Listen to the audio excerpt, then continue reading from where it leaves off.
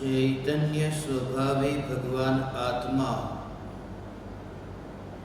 अनादि अनंत शुद्ध चैतन्य मात्र है,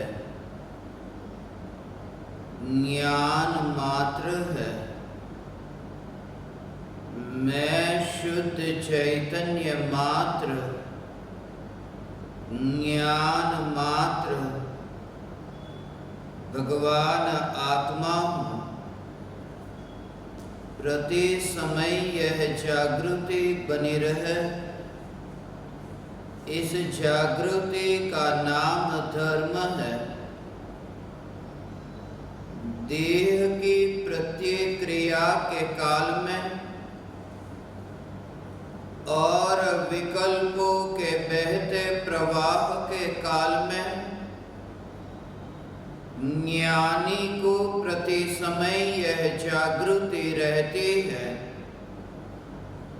कि मैं चैतन्य तत्व इस देह की किसी भी क्रिया में और विकल्पों के बहते प्रवाह में कहीं भी मिला नहीं हूँ। ऐसा शुद्ध चैतन्य तत्व मैं हूँ। प्रति समय स्वयं की शुद्ध चैतन्य सत्ता का बोध आत्म जागृति ही धर्म है। चैतन्य तत्व की स्व संवेदन प्रत्यक्ष निर्विकल्प अनुभूति होते ही देह होने पर भी देहातीत दशा प्रकट होती है। इतना ही नहीं, विकल्प होने पर भी विकल्पातीत दशा प्रकट होती है। चैतन्य तत्व की निर्विकल्प अनुभूति होते ही आत्मा में अतीन्द्रिय आनंद का सागर उछलता है। फिर भी ज्ञानी की दृष्टि उस अतीन्द्रिय आनंद के सागर की ओर भी नहीं जाती, जिस अतीन्द्रिय आनंद के सागर का अभी अभी जन्म हुआ है, और दृष्टि चैतन्य तत्व पर ही टिकी रहती है, जिस चैतन्य तत्व का कदापि जन्म नहीं हुआ। यह चैतन्य तत्व ही मैं हूँ। चैतन्य तत्व के निर्विकल्प अनुभूति होते ही ज्ञान दीपक प्रज्वलित होता है। ज्ञान दीपक प्रज्वलित होते ही ऐसे यथार्थ श्रद्धा होती है कि मैं त्रिकाल प्रज्वलित ज्ञान दीपक हूँ। चैतन्य ज्योति की सत्ता के अतिरिक्त देह रूपी मिट्टी और रागादि विकारी भाव रूपी धुएं में कहीं भी फैला नहीं हूँ। चैतन्य तत्व की निर्विकल्प अनुभूति होते ही ज्ञानी स्वयं को राख की दीवार का पड़ोसी मानता है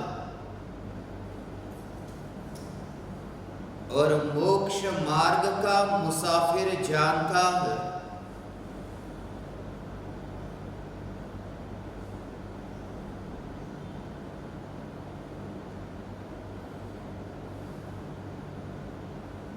चैतन्य तत्व के निर्विकल्प अनुभूति होते ही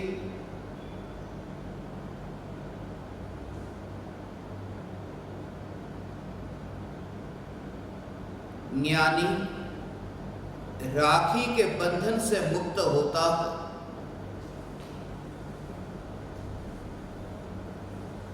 ये शरीर के परमाणु, ये राख की दीवार है। इसलिए ये कहा कि ये राख के परमाणुओं का ढेर,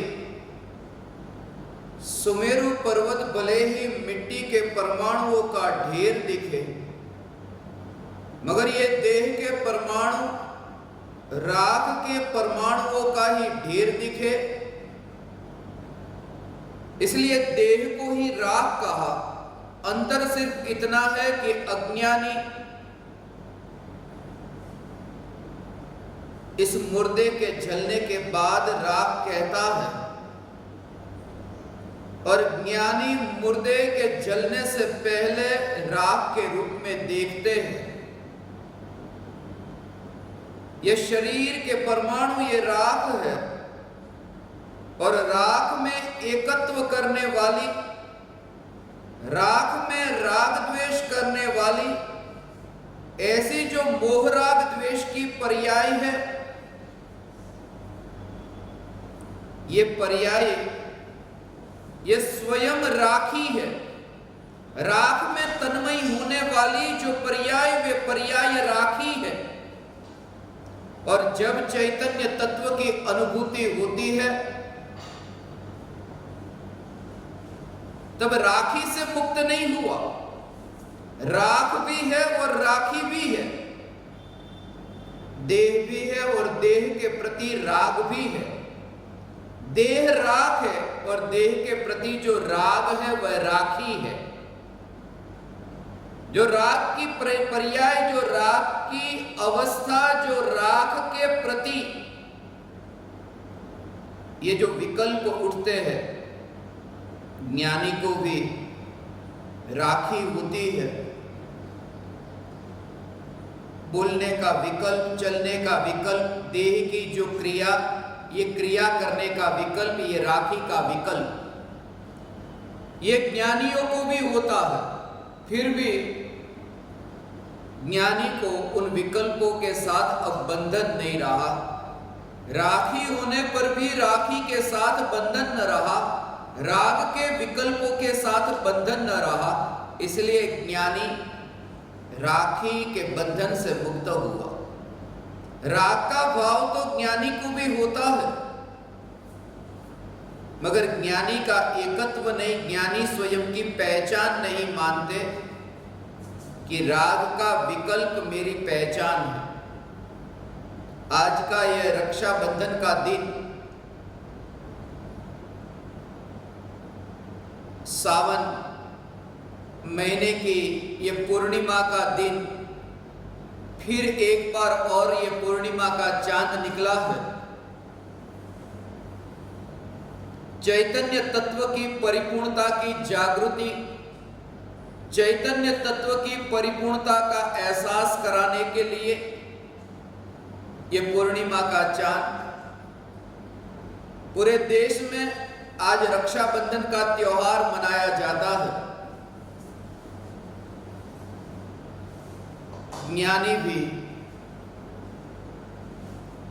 रक्षाबंधन का त्योहार मनाते हैं, मगर ज्ञानी का रक्षाबंधन का त्योहार वो अज्ञानी को राख की दीवार से दिखाई नहीं देता। शब्द सुनते हैं, आप ये सब कहानियां अच्छी तरह जानते हैं कि बहन भाई की कलाइयों पर वहां राखी बांधती है, रक्षा के लिए राखी बांधती है।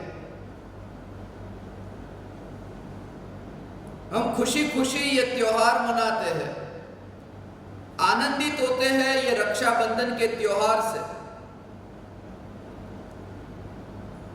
मगर मुझे, मेरी दृष्टि से जब ये त्योहार को देखता हूं तो ये एहसास होता है, ये कोई गौरव की बात नहीं है रक्षाबंधन मनाना।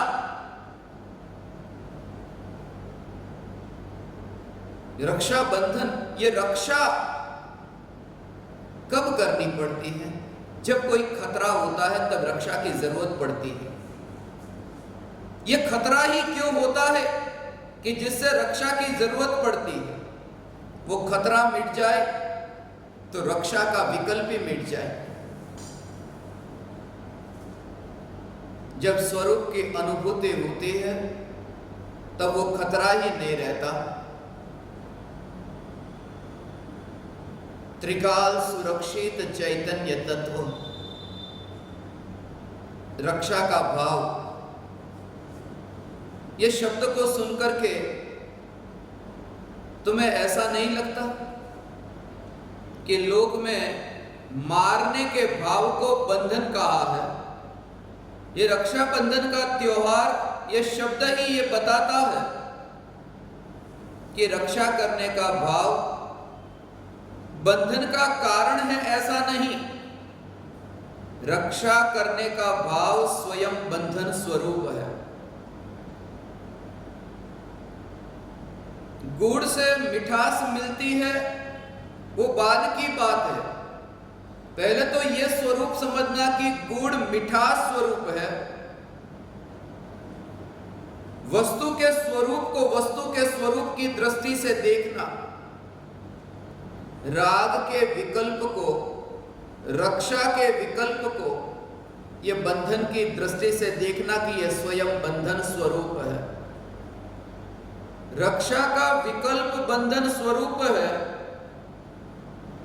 और रक्षा का विकल्प त्रिकाली ध्रुव चैतन्य परमात्मा में कहीं है ही नहीं, क्योंकि त्रिकाली ध्रुव चैतन्य सत्ता में चैतन्य की शुद्धता के अतिरिक्त, ये चैतन्य की स्वच्छता के अतिरिक्त, ये रक्षा का विकल्प नहीं, मारने का भी विकल्प नहीं और बचाने का भी विकल्प नहीं।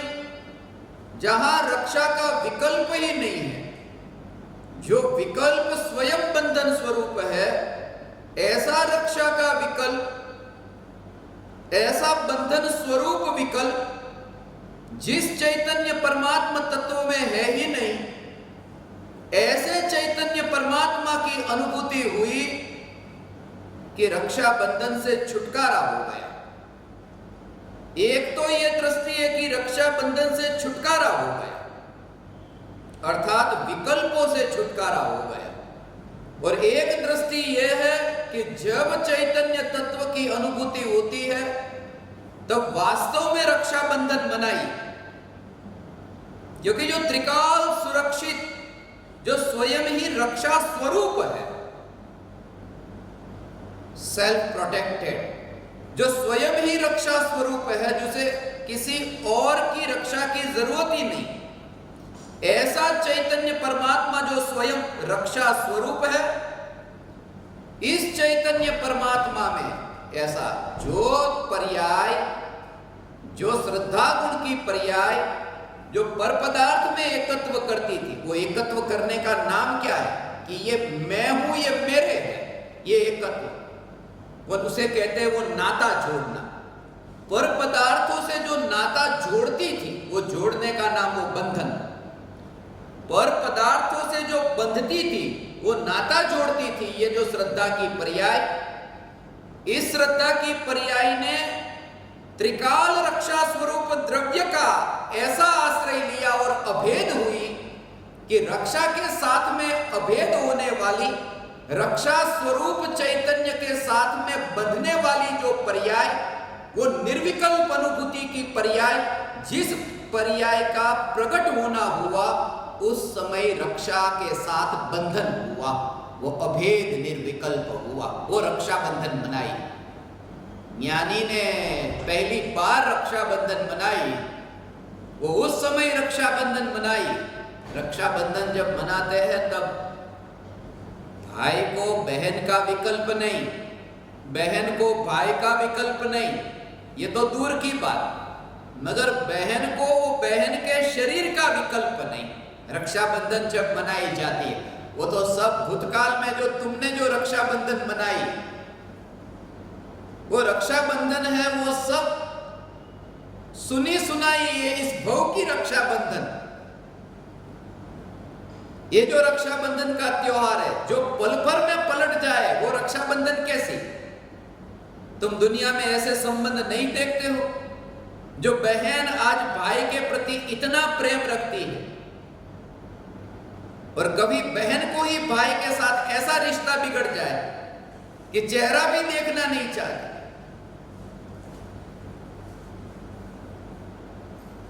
तो ये जो रिश्ता है, ये जो बंधन है, प्रेम का बंधन सदाकाल टिक कर रह ही नहीं सकता। ये भाई का बहन के प्रति जो प्रेम का भाव है वो टिक कर नहीं रह सकता, क्योंकि वो प्रेम स्वयं अनित्य है। प्रेम अनित्य है, प्रेम करने वाला भी अनित्य है, प्रेम जिसे किया जा रहा है वह भी अनित्य है। यहां जो भी तुम्हें दिखाई देता है सब अनित्य है, और इस अनित्य के प्रवाह में सत्ता की जागृति, बस ये सत्ता एकमात्र नित्य है। इसलिए कहा यह जगत सारा क्षणिक है, और जगत में बहन भी आ गई, भाई भी आ गया, और वह प्रेम का भाव भी आ गया। भाई भी आ गया और वह भाव भी आ गया। ये सब अनित्य प्रवाह। मैं ऐसे लोगों को जानता हूं, बहन के लिए सर्वस्व समर्पण करने वाले, लाखों की संपत्ति बांटने वाले कोर्ट कचहरी में खड़े रहते हैं। ये भाई और बहन का प्रेम है। कोई भी संसार का संबंध हो, संसार का संबंध टिक कर नहीं रह सकता। ये संबंध है, वो संबंध ही टिक कर नहीं रह सकता, क्योंकि संबंध नया होता है। ये नया संबंध हुआ जिसकी शुरुआत है, और शुरुआत है इसलिए वहां उस संबंध का अंत भी है। आंख बंद हुई,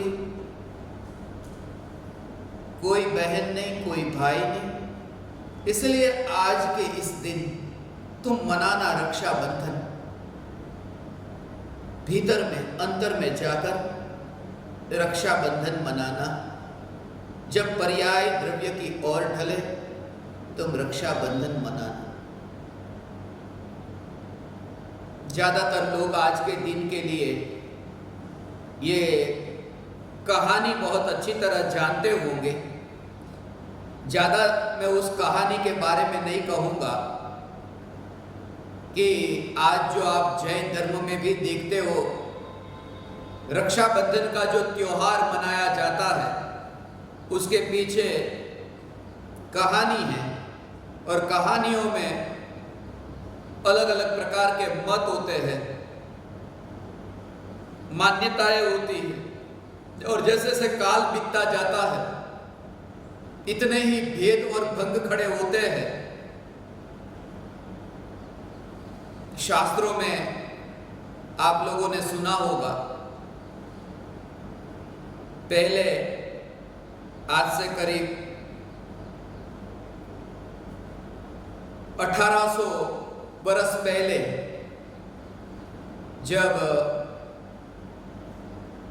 रत्नकरण श्रावकाचार की रचना हुई, उसमें रक्षाबंधन का उल्लेख है, और पद्म पुराण में, आदि पुराण में, महापुराण में रक्षाबंधन का वर्णन है। धवला के चौथे पुस्तक में भी रक्षाबंधन का वर्णन है। 19वें तीर्थंकर के काल में ये घटना घटी थी, ऐसा माना जाता है। इसमें भी अलग अलग मत है, मगर ज्यादातर ग्रंथों में 19वें तीर्थंकर मल्लिनाथ भगवान उस काल की ये रक्षाबंधन की कहानी है, जो आपने अकंपनाचार्य, विष्णु कुमार और श्रुत सागर, ये तीनों मुनिराजों के बारे में सुनी है।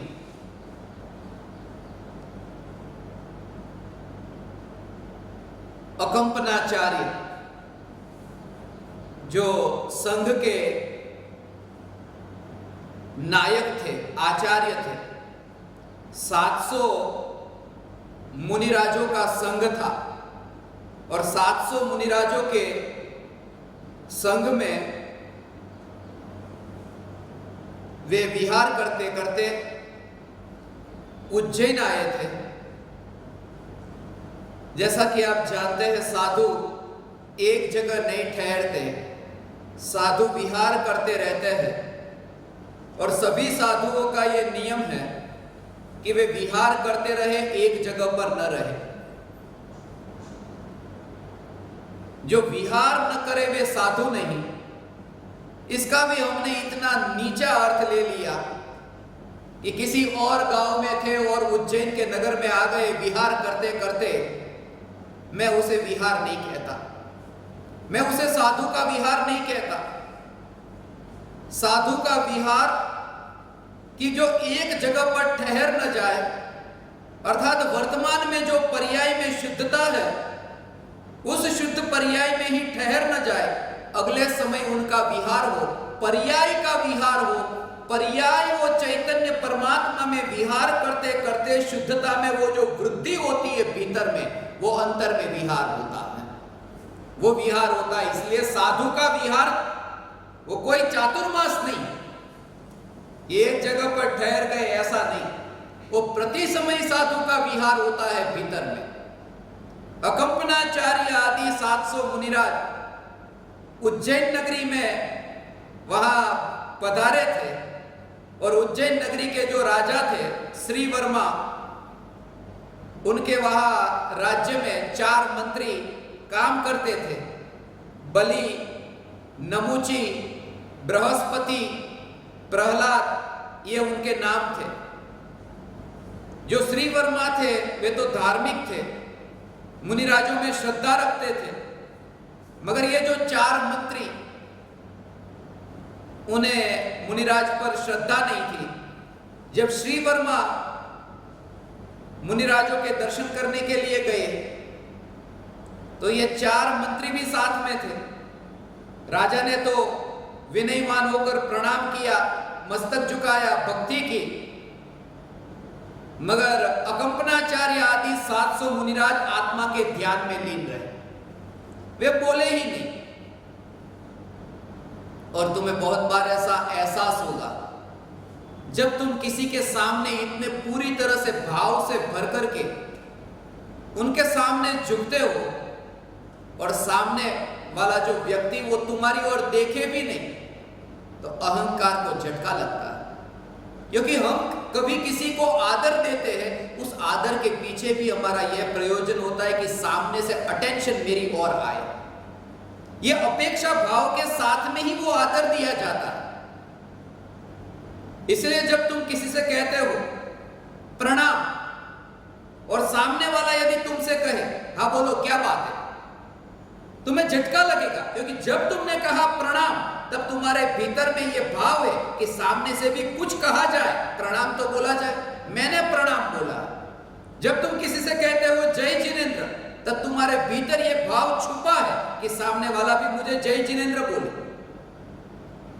ये विनय का जो भाव है अज्ञानी का, उस भाव में वासना छिपी है और ऐसी ही वासना इन मंत्रियों में छिपी थी। अकंपनाचार्य आदि मुनिराजों ने तो कोई प्रवचन न दिया। और तुम किसी ज्ञानी के पास जाओ, उनके सामने विनयवान होकर भक्ति करो और तुम्हें बोध न दे, उपदेश न दे, कैसा लगे? और उपदेश तो दूर की बात, तुम्हें आशीर्वाद तक न दे, आशीर्वाद भी दूर की बात, तुम्हारी ओर देखे तक नहीं, तो कैसा झटका लगे।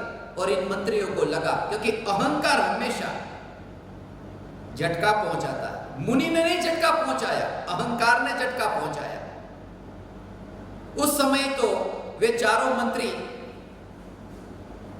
राजा साथ में थे, इसलिए चले गए। और जब वे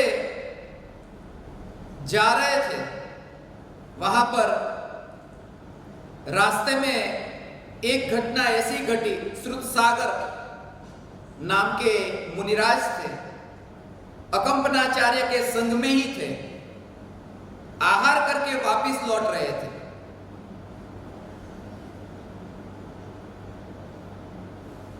अज्ञानी और ज्ञानी में यह अंतर है।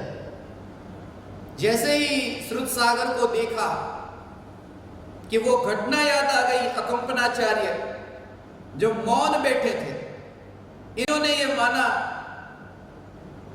कि मौनम मूर्खस्य भूषणम। ज्ञानी मानते हैं मौनम वीरस्य भूषणम, मगर इन्होंने कहा कि जिन्हें कुछ भी नहीं आता वे मौन रहते हैं।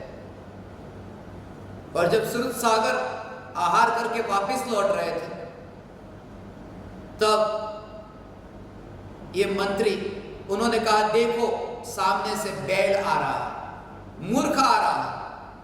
जब श्रुतसागर ने यह सुना, तब उन्होंने अपनी युक्तियों से इन मंत्रियों का अहंकार खंडित किया। बहुत युक्तिवान थे, बहुत जानकार थे, तार्किक थे।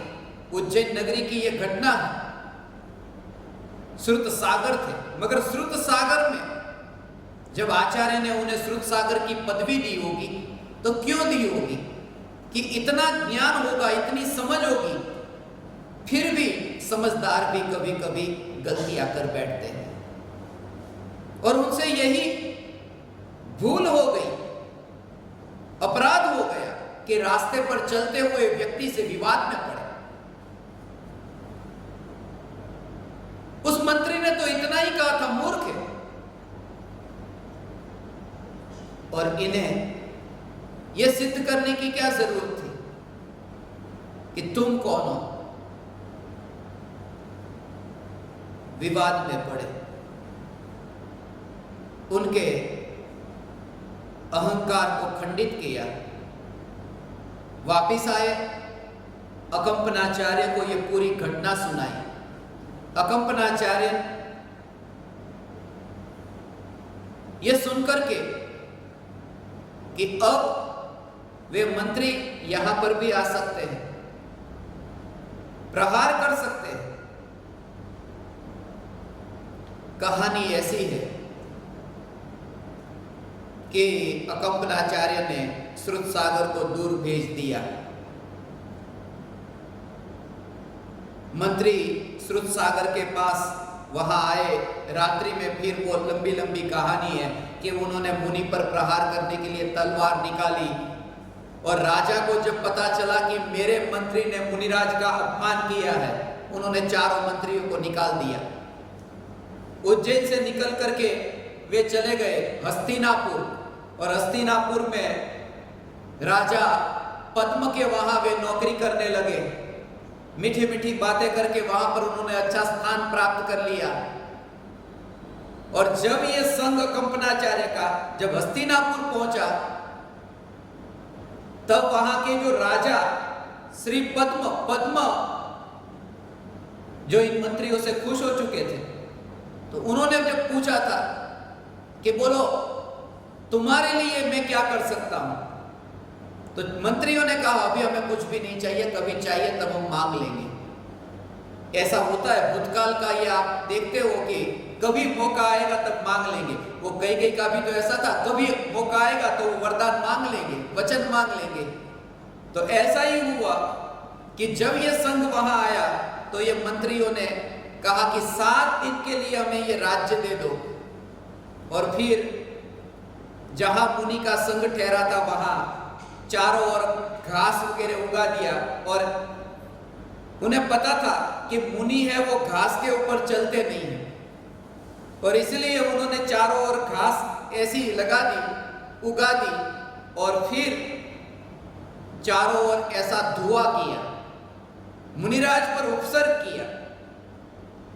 और मुनिराज तो वहां पर ही अपनी साधना में थे, साधना में ध्यान में मस्त थे। और जब पद्मराय के जो भूतकाल के वो जो भाई गृहस्थ दशा में उनका वो विष्णु कुमार, वो पद्मराय के भाई थे, और उनके पास में ऐसी विक्रिया वृद्धि थी कि वो शरीर को छोटा बड़ा ऐसा कर सके। तब फिर वे इन मंत्री जो अभी राजा के रूप में थे, उनके पास गए तो पूछा कि हम आपके लिए क्या कर सकते। साधु को पूछा, संत को पूछा क्या कर सकते, कि बस ज्यादा नहीं, 3 गज जमीन, 3 हाथ जमीन हमें दे दो। और फिर उन्होंने, छोटा शरीर था वो, बावनिया का रूप आपने सुना होगा, फिर वो छोटा शरीर था और 2 पैरों में ही लांग करके पूरे राज्य को उन्होंने बड़ा शरीर करके नाप लिया और पूछा कि अब तीसरा पैर कहां रखूं, तीसरा कदम कहां रखूं। तो पूरा राज्य अब वो विष्णु कुमार का हो गया था। वो विष्णु कुमार मुनि थे, मगर मुनि ने वो मुनि धर्म के पालन के साथ में ये राज्य के मालिक वे खुद न बने, मंत्रियों को नहीं हराया। और जब राज्य उनका हुआ फिर वहां पर वो मुनि राजा, क्योंकि वो जो घास वगैरह बिछाई है सब, तो वो साधु तो घास को निकाल नहीं सकते, गृहस्थ निकाल सकते हैं, गृहस्थ की भूमिका के योग्य। तो बाकी सब लोग वहां के, उन्होंने घास को निकाला और फिर वहां पर वो मुनिराज पर जो उपसर्ग हो रहा था वह उपसर्ग दूर हुआ। ये सब कहानी मैंने शास्त्रों में पढ़ी कि ये आज का जो दिन है, वो जो मुनिराज पर उपसर्ग हुआ था, वो उपसर्ग के दूर करने वाले विष्णु कुमार मुनि, वास्तव में वो विष्णु कुमार नहीं थे। विष्णु कुमार मुनि, मुनि की भूमिका में तो ये कि दूसरे का विकल्प भी ना आए, दूसरे को बचाने का विकल्प भी ना आए। शेर यदि गाय को मारने जाता है तो भी ऐसा विकल्प ना आए, वो मुनि धर्म की वो दशा है। इसलिए कहा ना, जंगल में तो इसके अलावा होता क्या है, जानवर जानवर को खाते हैं, और यदि बचाने जाए तो आत्मा के ध्यान में लीन कब होंगे। उनका दीक्षा विच्छेद हो गया। श्रुत सागर विष्णु कुमार मुनि, ये श्रुत सागर के एक छोटे से अपराध के कारण ये इतनी लंबी कहानी हुई। साधु पर उपसर्ग हुआ, उपसर्ग दूर हुआ। जब भी मैं ये सब कहानियां पढ़ता हूं, तब कहानियां पढ़ करके मैं प्रयोजन निकाल लेता हूं, इन कहानियों में रस नहीं। मैंने बहुत बार ये कहानी पढ़ी है, मगर कहानी में वो जो प्रयोजन है, वो प्रयोजन हम भूल जाते हैं। हजारों वर्ष पहले की ये घटना और ये जो कहानी है, जैन क्या मानते हैं, ये हमारी कहानी, बाकी सब लोगों की तो झूठी। मगर ऐसी ही कहानी हिंदू धर्म में भी है, वहां पर भी विष्णु है, वहां पर भी विष्णु रक्षा करने वाले। यहां जैसे विष्णु कुमार ने रक्षा की, वहां पर भी विष्णु ने रक्षा की, रक्षा करने वाले विष्णु। वो कहते हैं हमारा, ये जो हमारी कहानी है वो कहानी सच्ची कहानी, हमारी कहानी पुरानी कहानी। जैन कहते हैं हमारी कहानी पुरानी कहानी, और हमारी कहानी पुरानी कहानी, इसमें ही अहंकार को लेकर के ये मनुष्य भोगवाते हैं। मैं इस झंझट में पड़ना ना चाहूंगा। किसकी कहानी कौन सी, उससे मुझे कोई लेना नहीं। मैं अभी मृत्यु को देखता हूं बस, और मृत्यु को जब तुम देखोगे तब तुम्हारा उपसर्ग दूर होगा। यह उपसर्ग हो रहा था अनादि से मिथ्यात्व का, स्वयं ने ही स्वयं पर उपसर्ग किया है। उस उपसर्ग को तो दूर करते नहीं, और किसी दूसरे ने किसी दूसरे का उपसर्ग दूर किया, उस कहानी के गाते गाते सुनते सुनते जीवन बिता देते। ये मिथ्यात्व का उपसर्ग, उससे खतरनाक उपसर्ग दूसरा कौन सा। खुद ही खुद के ऊपर उपसर्ग करता है, खुद ये जानते हुए भी कि ये पर पदार्थ, ये प्रभाव मैं नहीं हूं, फिर भी एकत्व करके मैं ऐसे उपसर्ग से मुक्त होना चाहता हूं। तुम्हारे भीतर ये पहले भाव जगे, वरना सब जगह तुम ऐसा ही पाओगे। इस पृथ्वी पर जितने भी धर्म, वे सब यही कहते हैं हम सच्चे। जब ये मंत्र को आप बोलते हैं, मंगलम भगवान वीरो,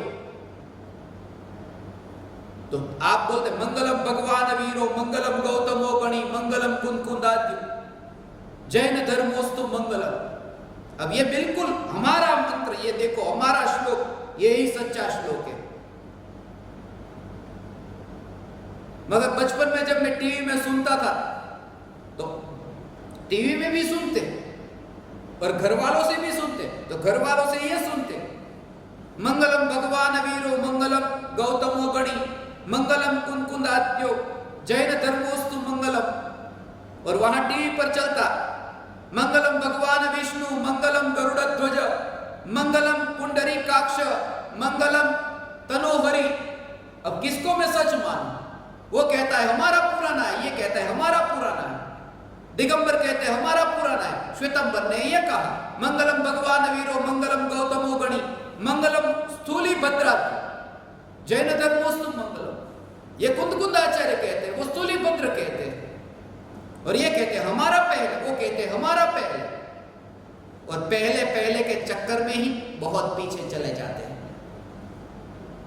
पहला सिद्ध करने वाला व्यक्ति महान नहीं है, जो व्यक्ति उस कतार में से ही निकल गया।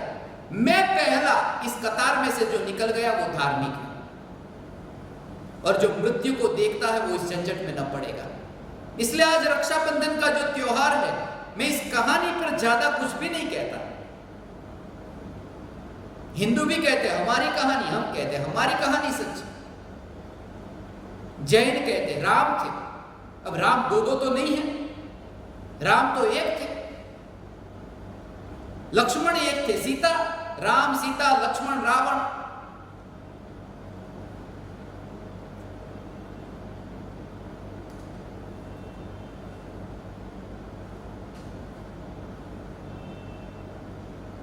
ये सब अलग अलग नहीं थे, ये तो एक थे, मगर फिर इतनी अलग अलग कहानियां कैसे आ गई? कोई कहता है लक्ष्मण ने रावण को मारा, कोई कहता है राम ने रावण को मारा। अब किसने रावण को मारा? जन्म से जो तुम्हें सिखाया गया तुम उसे कोई सच मानोगे। देखने तुम दोनों में से कोई नहीं गए कि किसने मारा, और उस देखने में तुमने एक बहुत बड़ी चूक कर दी कि जो देखना था वो देखने से वंचित रह गए। मैं ऐसा अपराध तुमसे हो ये न चाहूंगा, क्योंकि मैं कोई भी पक्ष का समर्थन नहीं करता, कोई भी भेद का समर्थन नहीं करता। और तुम जब पाओगे तब तुम ये पाओगे कि मैं किसी भी संप्रदाय में नहीं। संप्रदाय अलग अलग हो सकते हैं, संप्रदाय के भेद हो सकते हैं, मगर धर्म के भेद नहीं। धर्म तो एक है, ज्ञानियों के नाम अलग अलग हो सकते हैं, मगर ज्ञानियों की अनुभूति अलग नहीं हो सकती। दिए अलग अलग हो सकते हैं, मगर दिए की जो रोशनी है, वो प्रकाश, वो ज्योति, वो तो वही है। फूल अलग अलग हो सकते हैं, मगर फूलों में जो सौंदर्य है वो सौंदर्य अलग अलग नहीं, सभी फूल सौंदर्यवान। जब तुम भेद से पार होते हो तब तुम यहीं पर ही मुक्ति को पाते हो। इसलिए तो परम कृपालु देव ने कहा मान न होता तो यही मोक्ष होता, ये अहंकार। इसलिए रक्षाबंधन की कहानी मैं इतना ही कहना चाहूंगा, इस कहानी में कौन सच्चा कौन झूठा उससे मुझे कोई लेना देना नहीं। बस त्रिकाल सुरक्षित चैतन्य तत्व, उसके साथ पर्याय का बंधन ऐसा हो कि अनंत काल तक न छूटे, ये रक्षाबंधन। अभी अभी मैं यहां आया, उससे पहले मुझे बच्चों ने कहा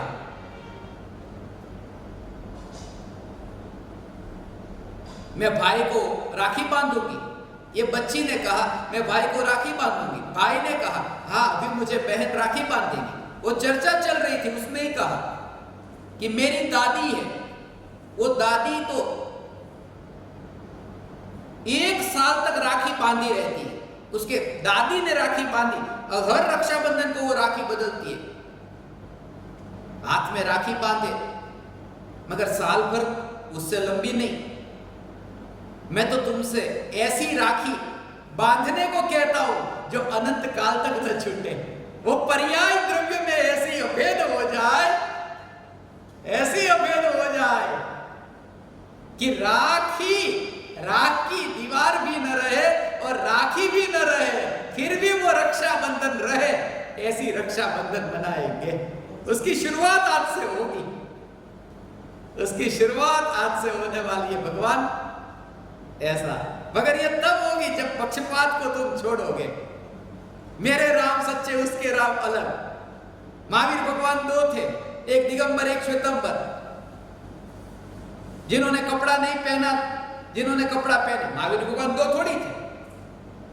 फिर कुछ लोगों ने कहा नहीं महावीर भगवान तो एक थे, मगर कुछ लोगों को दिगंबर दिखाई दिए, कुछ लोगों को कपड़े वाले दिखाई दिए। कपड़े वाले दिखाई दिए वो श्वेतंबर हो गए, बिना कपड़े के दिखाई दिए वो दिगंबर हो गए। और इन दोनों भेदों में ही चैतन्य स्वरूप क्या है उससे वंचित रहे। इसलिए मैं तुम्हारी दृढ़ता, तुम्हारा जोर चैतन्य पर हो, उसके लिए ये कहूंगा। कौन पहले, कौन बाद में, कौन सच्चा, कौन झूठा? कृष्ण, कंस, अर्जुन, 5 पांडव जैन धर्म में भी है और हिंदुओं में भी मानते हैं। जय श्री कृष्ण। एक जगह मैंने बोला था कृष्ण भगवान तीर्थंकर होंगे। भगवान कैसे कहा आपने? वो तो नरक में। फिर कहा त्रिकालवर्ती समस्त 24, त्रिकाल 24 को नमस्कार करता हूं। हाँ वो ठीक है, मगर कृष्ण भगवान मत बोलो।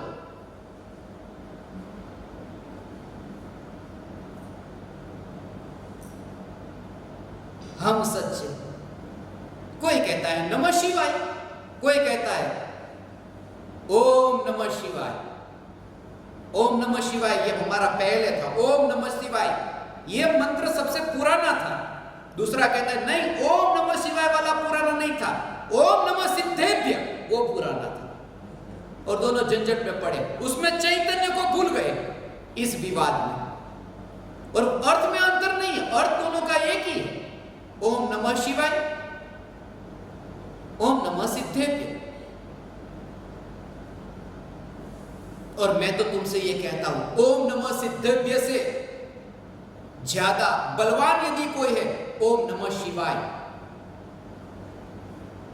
थोड़ी देर रुकना, चले मत जाना ये सुनकर के। ये कि लोग निकलने की तैयारी करते, अरे हम तो सुनते थे ये जैन धर्म पर प्रवचन है, मगर यहां तो कहते हैं ओम नमः सिद्धेभ्य से ओम नमः शिवाय।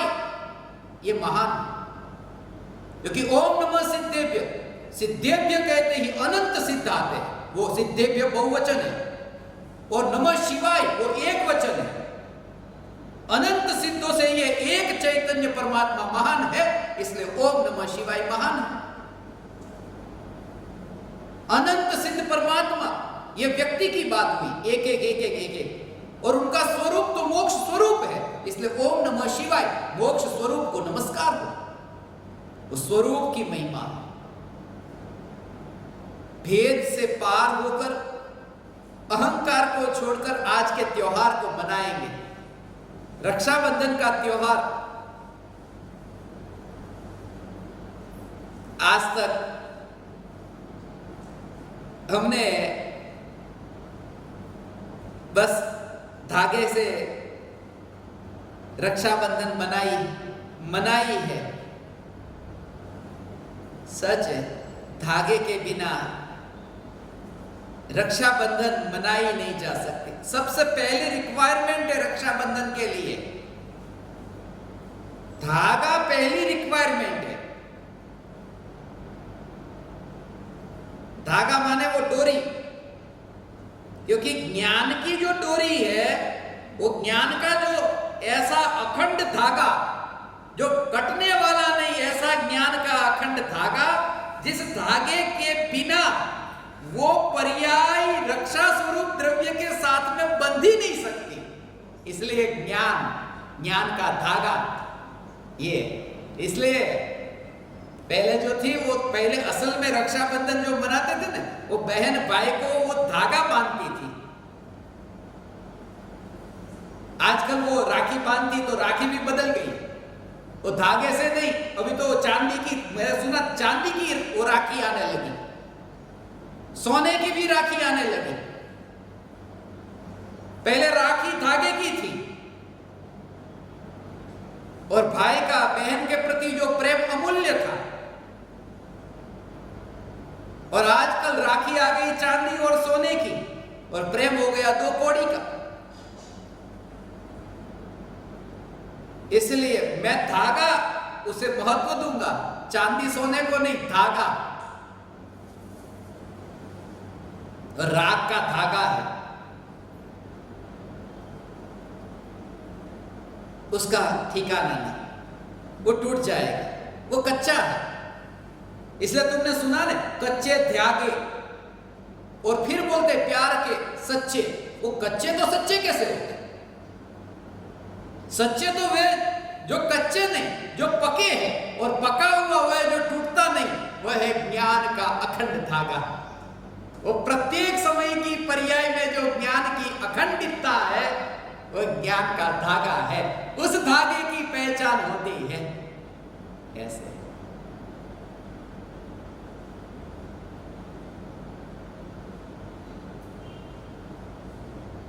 रक्षाबंधन, आज का ये दिन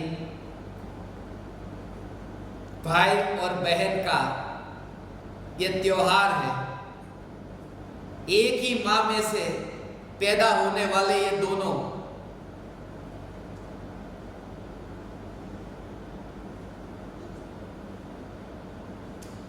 इसलिए कहता हूं, एक ही आत्मा में से उत्पन्न होने वाले दोनों,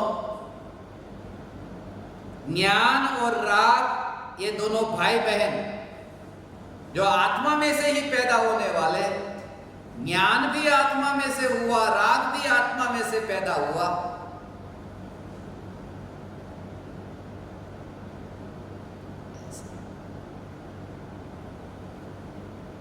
ज्ञान और राग, रक्षाबंधन, रक्षा और बंधन के बीच में यह भेद जानना। भाई स्वयं रक्षा स्वरूप है, और बहन है वो बंधन स्वरूप है। वो राग का विकार है, वो स्वयं बंधन स्वरूप है। और ज्ञान स्वभाव है, वो स्वयं सुरक्षित होने से, जो पर के लक्ष्य नहीं है, उसमें पर की अनिवार्यता नहीं, इसलिए वो त्रिकाल सुरक्षित है। इसमें पर की जरूरत पड़े वो सुरक्षित नहीं हो सकता।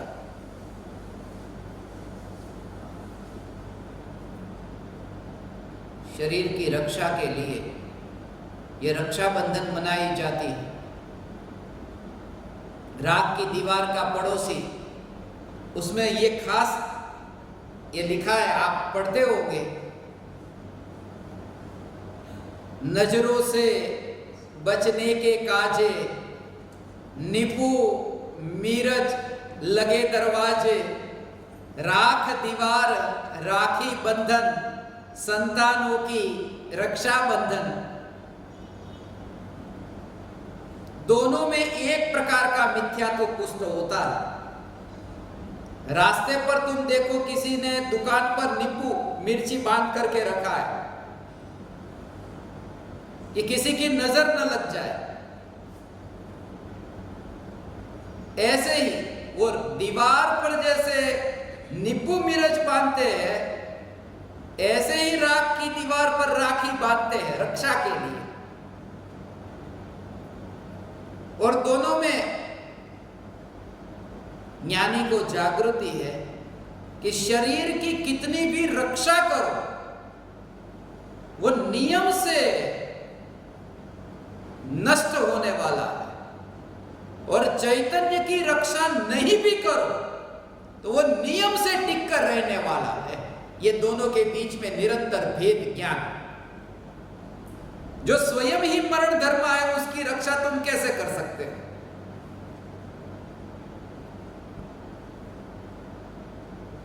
और परायों में किन किन की रक्षा करने चाहोगे?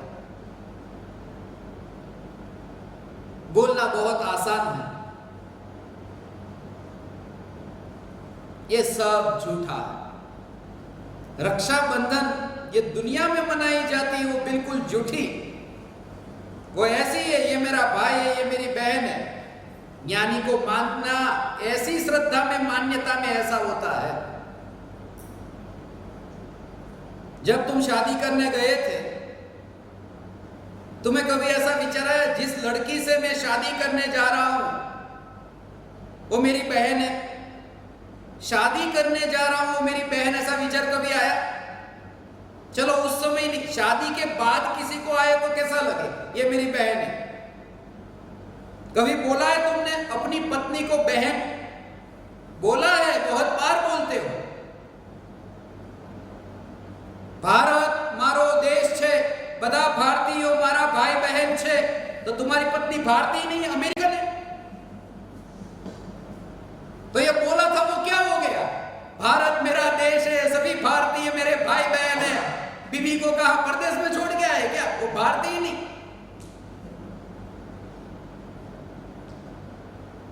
मगर वो बोलने की बात है, और सचमुच ये हो जाए तो तुम्हारी पूरी साल भर की आमदनी उसमें जाएगी।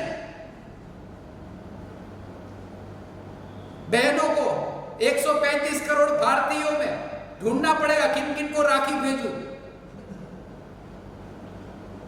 ये सब कहने की बात, जितना ये झूठा है कि सभी भारतीय मेरे भाई बहन है, ये जितना झूठा है उतना ही ये झूठा है कि जिस मां से मैं पैदा हुआ उस मां से पैदा होने वाली बहन वो भी मुझसे उतनी ही जुदी है, और उसे अपनी कहना ये भी उतना झूठा है। ये श्रद्धा का जोर ज्ञानी को।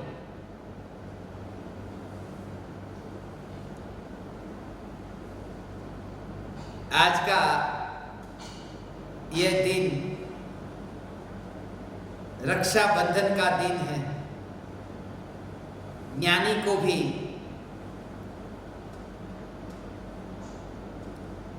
ये रक्षाबंधन मनाने का भाव आता है।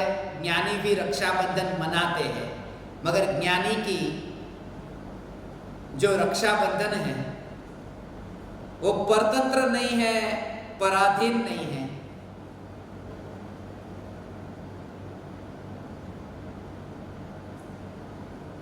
परमात्मा तत्व की पहचान।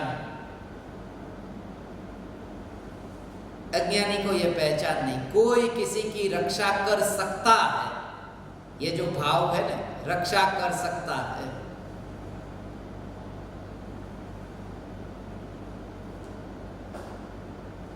बचपन की एक घटना मुझे स्मरण में आई। सोनगढ़ में मैंने बहुत बार देखा। बचपन में जाता तो देखता था, भगवान के मंदिर पर, वहां भगवान की जो वेदी होती है ना, वहां पर जाली यदि लगाई हो, भगवान को भी जाली में बंद करना पड़ता है कभी कभी। बहुत बार तुमने देखा होगा, भगवान को जाली में बंद करके रखते, सुबह 2 घंटे खोलते फिर बाद में बंद कर देते।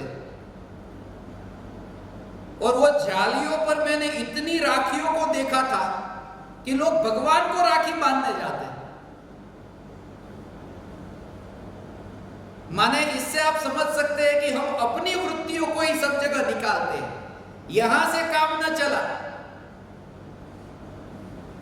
तो सीधे हेड ऑफिस में ही पहुंच गए।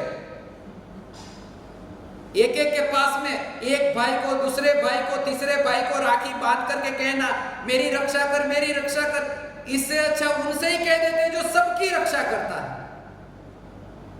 घोर मिथ्यात्व है ये, घोर मिथ्यात्व।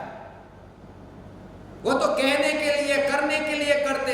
अरे करने के लिए करते, ये भी मिथ्यात्व है। गृहीत मिथ्यात्व सिर्फ मान्यता में नहीं, वो क्रिया में भी कहा था। क्रिया में भी, इसलिए वो कुगुरु को क्रिया में आया कहां से? कुगुरु कुदेव कुधर्म को कोई हाथ जोड़ता है, भक्ति करता है। अरे मेरे अंदर में तो मान्यता में कुछ नहीं, मगर ये मैं तो करता हूं। इसलिए तीनों, गृहीत मिथ्या दर्शन, गृहीत मिथ्या ज्ञान और गृहीत मिथ्या चारित्र, इन तीनों को कहा। चारित्र में तुम्हें भेद दिखेगा, मगर श्रद्धा में, दोनों में एक प्रकार का मिथ्यात्व होता है। इसलिए कहता हूं कि यदि कोई कसाई बकरे का वध करके मानता है, कोई कसाई बकरे का वध करके मानता है मैंने धर्म किया, और किसी ने भगवान के सामने जाकर के नारियल तोड़ा और नारियल चढ़ाया। कोई बकरा चढ़ाता है, कोई नारियल चढ़ाता है। ये बहुत बड़ा अंतर है। बकरा माने पंचेंद्रिय और नारियल कि अब तो उसमें जीव नहीं रहा, ऐसा नारियल चढ़ाया। तो दोनों में कितना बड़ा भेद है। भेद है, नारियल चढ़ाने वाला वो स्वर्ग में जाएगा, भक्ति की है ना, नारियल चढ़ा के वो स्वर्ग में जाएगा। बकरा चढ़ाने वाला वो नरक में जाएगा। मगर दोनों, बकरा चढ़ाने से धर्म होता है ये मानने वाला और नारियल चढ़ाने से धर्म होता है ये मानने वाला, ये दोनों अंत में तो निगोद में जाएंगे, क्योंकि आत्मा की पहचान नहीं है और धर्म बाहर में माना है। अंतर क्या है कि नारियल चढ़ाने वाला निगोद में जाएगा वाया स्वर्ग और बकरा चढ़ाने वाला निगोद में जाएगा वाया नरक, मगर डेस्टिनेशन दोनों का निगोद है। इसलिए ज्ञानी ये कहते हैं कि राखी का जो बंधन है, वो राखी का बंधन जिसमें जो मान्यता छुपी, वो मान्यता खतरनाक है। ऐसा है।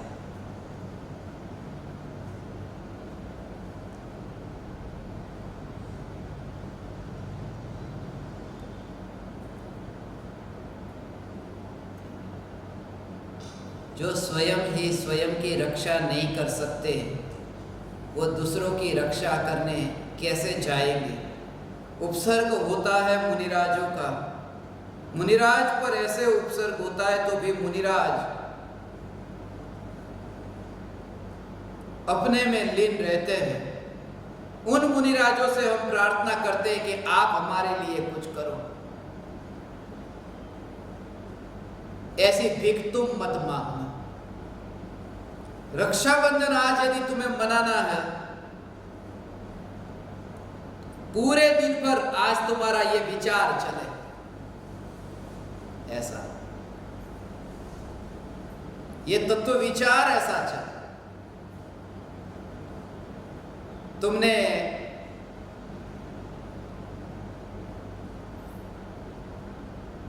आज कितने बजे उठे? जैसे ही तुम्हें ये शब्द सुनाई दे, कितने बजे उठे? क्या कभी तुम्हें ऐसा विचार आया कि मैं त्रिकाल जागृत? ऐसा विचार तत्क्षण, अभी यहां भारत में दिन है, अमेरिका में रात है, लोग आधी रात को वहां पर जाग करके प्रवचन सुनते हैं। कहते हैं आधी रात को 3 बजे भी प्रवचन सुनने को हम तैयार है कनाडा में। मगर जब वो 3 बजे उठ करके प्रवचन सुनते हैं तब ये लगता है अरे 3 बजे भी हमने उठ करके प्रवचन सुना। ये विचार आया कि जो सोता ही नहीं वो चैतन्य मैं हूं, तब वो अहंकार नहीं आएगा। वरना आएगा देखो मैं 3-3 बजे उठकर भी प्रवचन सुनता हूं। वो त्रिकाल जागृत। कोई तुम्हें पूछे यहां पर जितने बैठे स्नान किया कि नहीं, कोई तुम्हें पूछे स्नान किया, तो तुम्हें उस समय यह विचार आता है कि मैं त्रिकाल शुद्ध हूं, निर्मल हूं। जब तुम्हारे शरीर में इतना मैल और बदबू आती हो तब यह विचार आता है कि मैं त्रिकाल निर्मल भगवान आत्मा।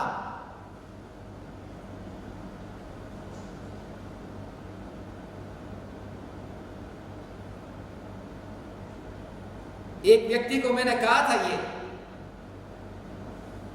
कि ये विचार आना चाहिए। बोले फिर ये विचार आएगा और कभी मुंह से निकल गया। घर वालों ने पूछा नहाए कि नहीं नहाए, और मैंने कहा मैं तो त्रिकाल निर्मल हूं। फिर घर वाले कहेंगे यदि तुम नहाओगे नहीं तो तुम फिर इस घर में नहीं रह सकते। यहां तो साफ सफाई रखो तो इस घर में रह सकते हो। फिर घर वाले तुम्हें निकाल देंगे कि अब घर में नहीं रह सकते। तो तुमने अपने लिए कुछ बैलेंस बनाकर बचा कर रखा है कि नहीं, सुरक्षा रखी है कि नहीं। तो जिस व्यक्ति को यह विचार आएगा कि मैं त्रिकाल निर्मल हूं, उस व्यक्ति को यह भी विचार आएगा कि मैं त्रिकाल सुरक्षित हूं। ये वो निर्भयता का भाव ये है। वह चैतन्य चैतन्य चैतन्य की मस्ती का अर्थ यह है कि उसकी चिंतन की धारा स्वयं की ओर ही रहती है, जिसमें पर्याय और परद्रव्य की ओर ध्यान ही नहीं होता। ऐसा ये चैतन्य स्वरूप। मैं त्रिकाल सुरक्षित चैतन्य तत्व, मैं त्रिकाल सुरक्षित।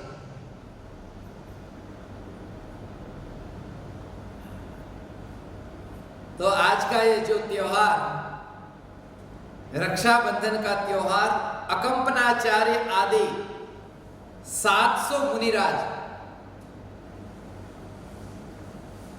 जब भी ये सब कहानियां मैं पढ़ता उसमें भी मुझे ये विचार आता। 700 वहां पर भी 700 मुनिराज, एक भी कम ज्यादा नहीं। कृपालु देव ने जो बोध लिखे वे बोध भी 700, सप्तशती 700 बोध। और तीर्थंकर भगवान की दिव्य ध्वनि जो लघु भाषा में खिड़ती वो भी 700 लघु भाषा। ये सब 700 के पीछे ये विचार मुझे बहुत आता था। ये 7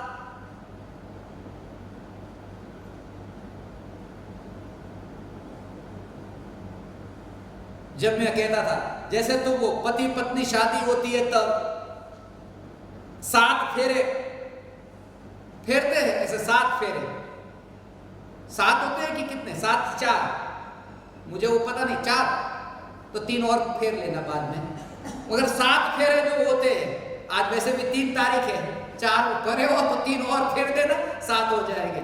मगर वो 7 फेरे जब वो 4 और 7 का मैं पढ़ता ना, तब ये विचार आता हमेशा कि ये 7 फेरे का जो बंधन होता है, उसमें भी बंधन कहते हैं, 7 फेरों का बंधन, रक्षाबंधन 7 फेरे का बंधन है ना। वो पति पत्नी एक दूसरे को वचन देते हैं 7 फेरे में। वो क्या क्या वचन होते हैं वो मुझे नहीं पता, मगर वो वचन में ये कि तेरी रक्षा करूंगा। 7 फेरे में ये बंधन ऐसा है, ये ऐसा बंधन है टिक कर रहने वाला। लोग कहते हैं ये टिक कर रहने वाला, उसमें भी वो 7 आता है, टिक कर रहने वाला। वो गाना आता था ना थोड़े दिन पहले, यहाँ कोई गा रहे थे, वो जन्म जन्म का साथ है। वो 7 में भी मुझे 7 दिखाई देता था, जन्म जन्म का साथ है। हम भी 7 है, उसमें भी 7 आता है, 7 मगर जब मैं वो 4 फेरे और 7 फेरे पढ़ता तब मुझे वो एक ही बल दिखाई देता। ये बंधन का जो बल है, ये शक्ति 4 फेरे और 7 फेरे की शक्ति में, 4 फेरे 7 फेरे नहीं, 4 और 7 में 47 शक्ति मुझे दिखाई देती। 4 फेरे और 7 फेरे तो यहां बाहर के, अंतर की 47 शक्ति भगवान आत्मा की, 47 शक्ति वालों भगवान आत्मा। ये 7 में ये जागृति, कितने भी फेरे तुम फरे हो, मगर अंतर में ये जागृति की जो स्थिर है, यह चैतन्य मैं हूं। कोई भी दिन हो 7 दिन में, रविवार, सोमवार, मंगलवार, बुधवार, गुरुवार, शुक्रवार, शनिवार, 7 दिन में कोई भी दिन हो, मगर भीतर में यह जागृति की चैतन्य सूर्य जो सदा काल त्रिकाल प्रकट, यही मैं हूं। ये जागृति 7 में, ये जागृति।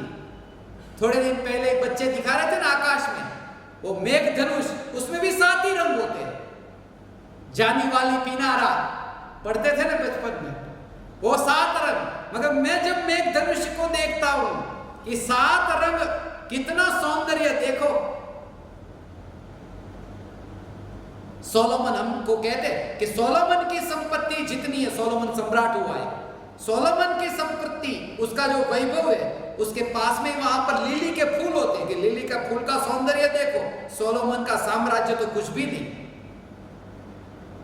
मगर वो लिली का फूल या तो फिर मेघधनुष, वो ज्ञान में जानने में आते समय कि ये 7 रंग जिसमें प्रतिबिंबित होते हैं, ऐसा ये ज्ञान जो रंग में परिणमित नहीं होता, ये चैतन्य परमात्मा, ये इसकी महिमा आए। ये रंग की महिमा तो नहीं, 7 रंग की महिमा तो नहीं, मगर ज्ञान की पर्याय जो 7 प्रकार की होती है ना, वो ज्ञान की पर्याय 7 प्रकार की, उसको कहते हैं सप्त नहीं। नैगम संग्रह आदि ये सप्त नहीं, ये ज्ञान की पर्याय। मेघ धनुष के रंग की बात तो दूर, ज्ञेयों के रंग की बात तो दूर, ज्ञान की पर्याय के परिणमन में भी जो भेद है, उसमें भी जिसकी रुचि नहीं है, और चैतन्य सत्ता की रुचि, इस रुचि का नाम धर्म है। ऐसा किसी भी समय, किसी भी काल में, ये 7वें पाताल में भी जाओ, नरक भी 7, तो 7वें नरक में भी सम्यक दर्शन हो सकता है। ये जब मैं सुनता था तो 7वें नरक में सम्यक दर्शन होता है। सम्यक दर्शन की महिमा नहीं, ये त्रिकाली ध्रुव भगवान आत्मा कैसा कि नरक में भी वो प्रकट है। पुरुषार्थ हो तो वहां पर भी वो अनुभव में आ सकता है। ऐसा जब भी भावलिंगी मुनिराज, ऋषि संत मुनि ऋषि, 700 मुनिराज नहीं, सप्त ऋषि होता है, सप्त ऋषि, उसमें वो सप्त ऋषि की महिमा नहीं, यहां चैतन्य की महिमा। तीर्थंकर भगवान की दिव्य ध्वनि में मैं जब ये सुनता था कि भगवान की दिव्य ध्वनि खिलती है, भामंडल देखा ना, वो भामंडल में भव दिखते, वो भव भी 7, भूतकाल के 3, भविष्य के 3 और वर्तमान का 1, मगर ये 7 भव में जिनकी रुचि नहीं, क्योंकि चैतन्य जिसको भव नहीं, उस चैतन्य की सत्ता पर जोर। मैं तुमसे ये कहता हूं, दुनिया में तुम कहीं पर भी रहो ना, तुम्हें कहीं पर भी रहो, कोई भी ज्ञेयों को तुम जानो, तुम्हें यह स्वरूप ही जानने में आएगा, स्वरूप जानने में आएगा।